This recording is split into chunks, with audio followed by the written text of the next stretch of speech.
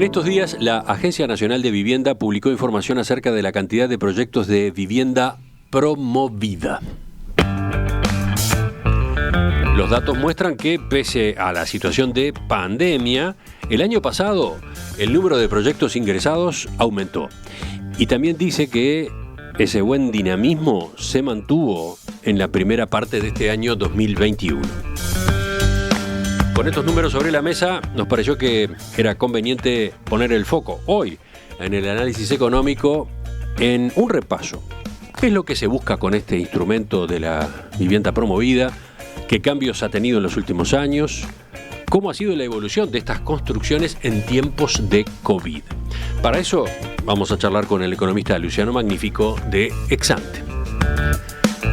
Luciano, buen día, gracias por acompañarnos. Hola. Sí, ahora sí, te estamos escuchando.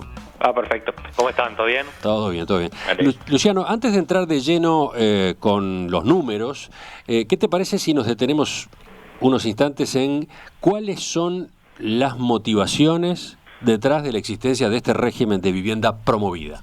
A ver, bárbaro, Emiliano. En primer lugar, como indica la ley referente a lo que son la promoción de viviendas para interés social, uno de los cometidos principales de este mecanismo y la razón de ser del mismo es tratar de facilitar el acceso a la vivienda a los hogares de menores posibilidades. Eso, y es necesario hacer la aclaración, no necesariamente indica que sean estos los que compran los inmuebles, sino que también el objetivo es tratar de que haya más oferta para alquiler. Entonces, obviamente, la forma de hacer que esto sea atractivo para el inversor, para el que pone el dinero, es a través de exoneraciones impositivas.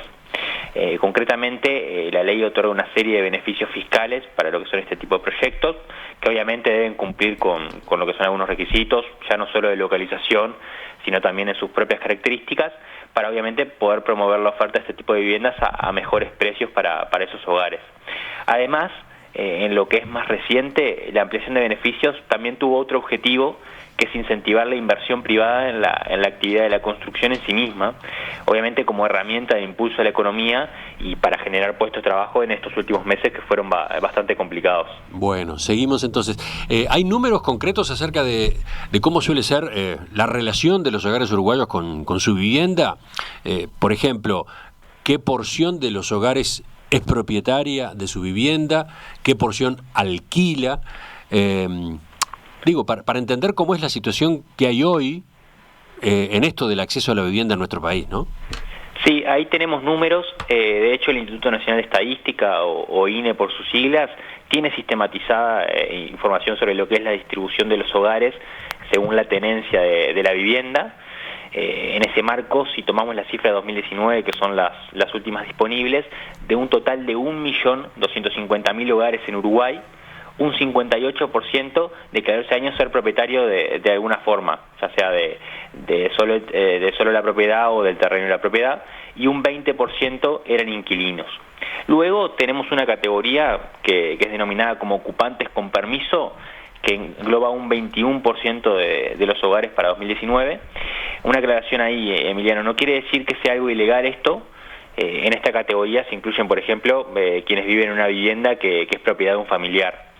Y para cerrar, tenemos un 1% que sí eran ocupantes sin permiso.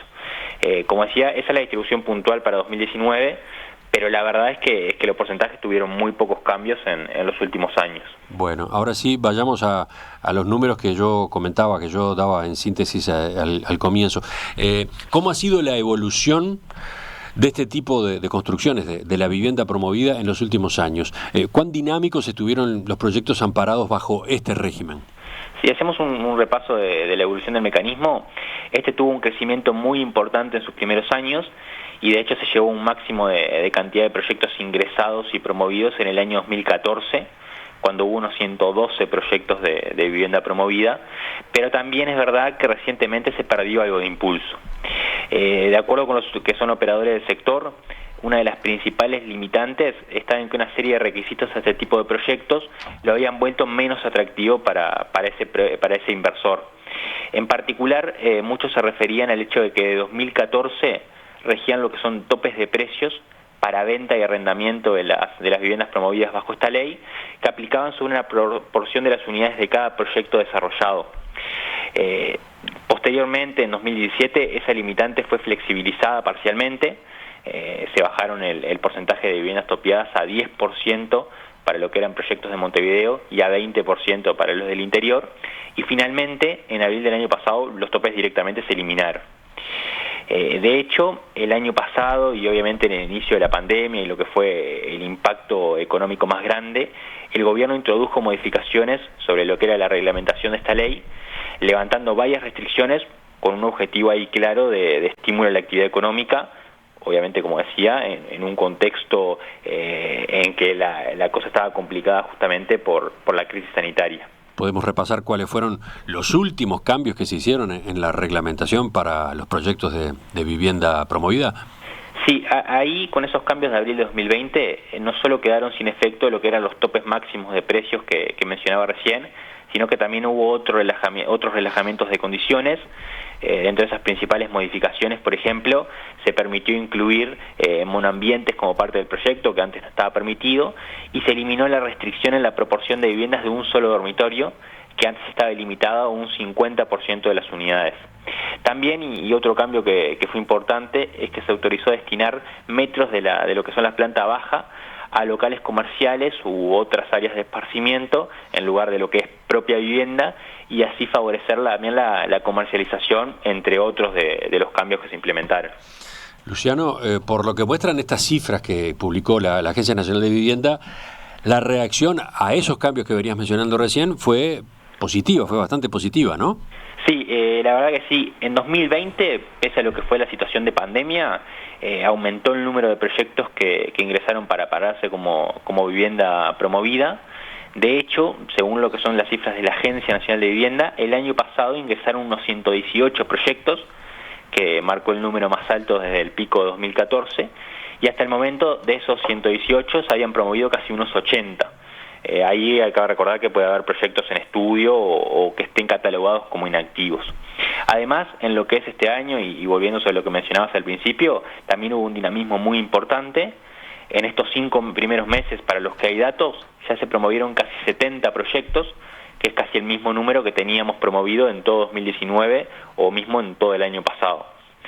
Según lo que ha trascendido, los promotores consideran que efectivamente el mayor impulso estuvo explicado por las modificaciones que se introdujeron en abril del año pasado, luego de la llegada del COVID a Uruguay. Y bueno, y mirando hacia adelante, lo que cabe esperar es que esto se traduzca en una reactivación de la construcción residencial. Eso obviamente se va a ir dando gradualmente, porque si bien hay un estímulo muy fuerte del lado de la oferta, también hay que esperar a que la demanda pueda recuperarse luego de lo que fue la crisis sanitaria. ¿Qué está pasando con los proyectos de viviendas promovidas en este contexto de pandemia? Ese era el tema del que revisábamos números y también posibilidades hacia adelante en esta charla con el economista Luciano Magnífico de Exante. Luciano, gracias, nos reencontramos en cualquier momento. A ustedes, hasta la próxima. Y a ustedes, a los oyentes, les recuerdo que este análisis, como siempre, va a estar disponible en nuestro sitio web, tanto en audio como en texto, como en video incluso, y que allí van a encontrar gráficas. Siempre la gente de Exante acompaña sus enfoques con tablas gráficas que conviene tener a la vista. Si no las escucharon, obviamente, por radio, las pueden ubicar allí.